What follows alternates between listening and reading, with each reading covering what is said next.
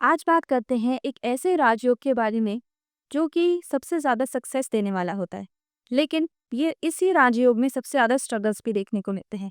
नीच फंग राजयोग, आपने कई बार इसका नाम सुना होगा, लेकिन आज हम डिटेल्स डिस्कस करेंगे कि ये है क्या और इसके कैसे रिजल्ट्स आते हैं। तो सबसे पहले कुछ ऐसी फेमस पर्सनालिटीज़ की बात करते हैं जिनकी कुंडली में नीच फंग राजयोग है। तो सबसे पहले तो हमारे प्राइम मिनिस्टर नरेंद्र मोदी, इनकी कुंडली में नीच भंग राजयोग बन रहा है, वो भी बहुत स्ट्रॉन्ग, क्योंकि स्कॉर्पियो असेंडेंट है और इनके लगन में ही मंगल और चंद्रमा है। तो चंद्रमा वैसे तो स्कॉर्पियो राशि में डेबिलिटेटेड हो जाता है, लेकिन क्योंकि उस राशि का लॉर्ड मंगल उसी चंद्रमा के साथ बैठ गया है, तो जो डेबिलिटेशन है, नीचता कैंसर हो गया, यानी कि नीच भंग हो गया। अब देखिए, यहाँ पे नीच भंग तो हुआ ही हुआ है, लेकिन फर्स्ट हाउस में मंगल रुचक नाम का पंच महापुरुष योग भी बना रहा है। तो आप देखिए, प्राइम मिनिस्टर नरेंद्र मोदी की शुरू की लाइफ काफ़ी प्रॉब्लमेटिक थी। उन्होंने बहुत गरीबी भी देखी, बहुत स्ट्रगल्स देखे, लेकिन उसके बाद उन सब स्ट्रगल से जूझकर अपनी मेहनत से वो कितने आगे पहुंचे और कितने सक्सेसफुल हैं।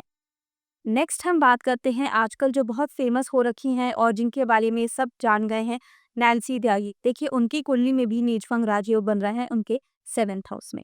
उनके 7th हाउस में वीनस है पाइसेस राशि में, ठीक है, उसके साथ है मर्क्यूरी।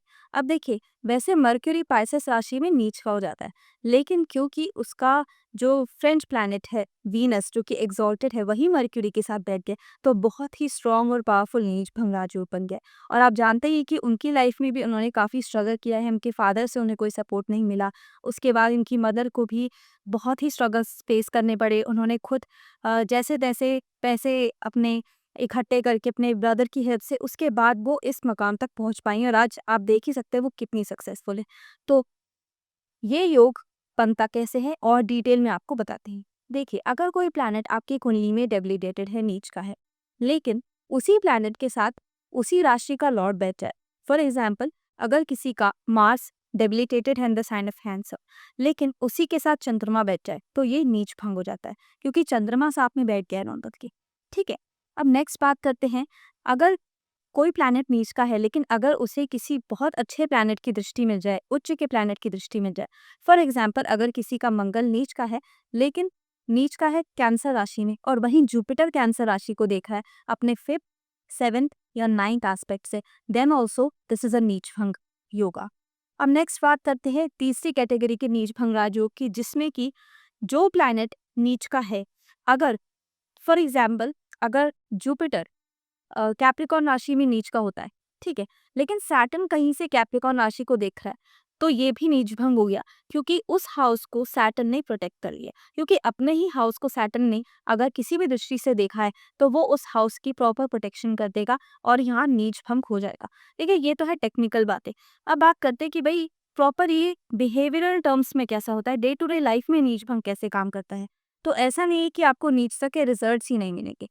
इनके जितने भी लोगों की लाइफ में नीच भंग राजयोग होता है, उनको अपने फर्स्ट हाफ ऑफ लाइफ में थोड़ा स्ट्रगल करना पड़ता है, और किसी किसी को तो बहुत स्ट्रगल करना पड़ता है, क्योंकि ये जो नीच भंग योगा है, ये एक्टिवेट ही होता है आपके सेकेंड हाफ ऑफ लाइफ के बाद। यानी कि आप जब अपना 25 27 28 ईयर क्रॉस कर लेंगे लाइफ का, तब ही एक्टिवेट होता है। उससे पहले आपको देखिए नीचता के रिजल्ट्स झेलने ही पड़ेंगे, क्योंकि आपका प्लैनेट अगर नीच हुआ है, तो किसी ना किसी कार्मिक कनेक्शन की वजह से वो नीच हुआ है। आपने पास्ट लाइफ में कुछ ना कुछ ऐसा कर्मा किया है, जिसकी वजह से आपका वो प्लैनेट वीक था, लेकिन आपने कुछ ऐसा कर्मा किया है, कुछ ऐसे अच्छे कर्म किए, जिसकी वजह से वो जो नीचता है वो कैंसिल हो गई। तो कुछ टाइम के लिए तो आपको अपनी लाइफ में वो दुख दर्द झेलने पड़ेंगे उस प्लैनेट से रिलेटेड, लेकिन जैसे ही आप उस अपने कर्मा को फेस कर लेंगे, आपका कर्मा कट हो जाएगा, उसके बाद आपको उसी प्लैनेट के और अच्छे बहुत ही बेस्ट रिजल्ट्स देखने को मिल जाएंगे।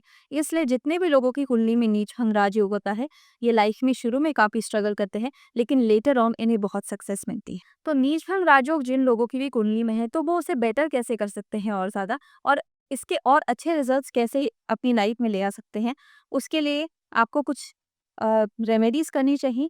लेकिन जो बेसिक रेमेडीज़ हर कोई कर सकता है, कि जो भी प्लैनेट आपकी कुंडली में नीच का है, तो उससे रिलेटेड आप डोनेशंस कर सकते हैं। उससे रिलेटेड जो उनके डेटीज़ हैं, उनके मंत्रों का जाप कर सकते हैं। फॉर एग्जाम्पल, किसी का मंगल नीच का है, तो सबसे बेसिक रेमेडी जो बहुत लोग जानते नहीं है, कि हनुमान चालीसा करिए। और सबसे इम्पोर्टेंट चीज़ देखिए क्या है, कि जो भी डेबिलिटेटेड प्लैनेट है, तो आपको उस प्लैनेट से रिलेटेड चीज़ों का डोनेशन तो करना ही चाहिए, लेकिन साथ में जैसे मंगल अगर आपका डेबिलिटेटेड है, देखिए मंगल डेबिलिटेटेड होता है तो मतलब आपने पिछले जन्म में कुछ ना कुछ क्रूरता जैसी हरकतें की है, आपने वॉयलेंस की है। तो आप इस लाइफ में वॉयलेंस मत करिए, आप नॉन-वेज मत खाइए, ये सारी चीज़ें नहीं करते तो डेफ़िनेटली मंगल अपने आप और ज़्यादा बेटर होता चला जाएगा आपकी लाइफ में। और अगर किसी का जैसे वीनस नीच का है, वीनस वर्गो राशि का है, तो उन्होंने अपनी पास्ट लाइफ में किसी लेडी के साथ अच्छा नहीं किया, विमेन की रिस्पेक्ट नहीं की, कुछ ना कुछ ऐसी चीज़ें की, किसी का धन धोखे से उन्होंने हड़प लिया, ऐसा कुछ तो किया है, इसीलिए ही वीनस नीच का हुआ है। तो इस लाइफ टाइम में आपको कोशिश करनी चाहिए कि आप फीमेल्स की रिस्पेक्ट कीजिए और जो भी मनी रिलेटेड चीज़ें होती है उसमें भी आप बहुत ही ईमानदारी के साथ अपनी लाइफ में चलें। ऐसा नहीं कि आप धोखे से किसी का पैसा हड़पने की कोशिश करें, ऐसी चीज़ें ना करें। तो ऐसा अगर आप करते हैं तो डेफ़िनेटली आप बिहेवियरल टर्म्स में भी चीज़ें अपनी लाइफ में लाएँगे, तो आपके उस नीच के प्लैनेट का नीच-भंग अपने आप होता चला जाएगा।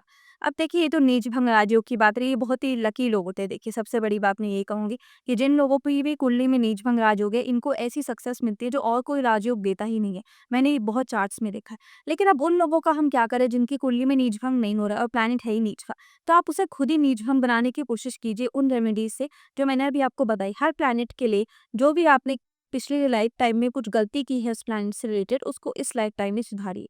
तो अगर आपको ये वीडियो आज पसंद आया है तो उसे लाइक कीजिए, शेयर कीजिए और मेरे चैनल को ज़रूर सब्सक्राइब कीजिए ताकि आगे आने वाले वीडियोज़ आप मिस ना करें। हरे कृष्णा।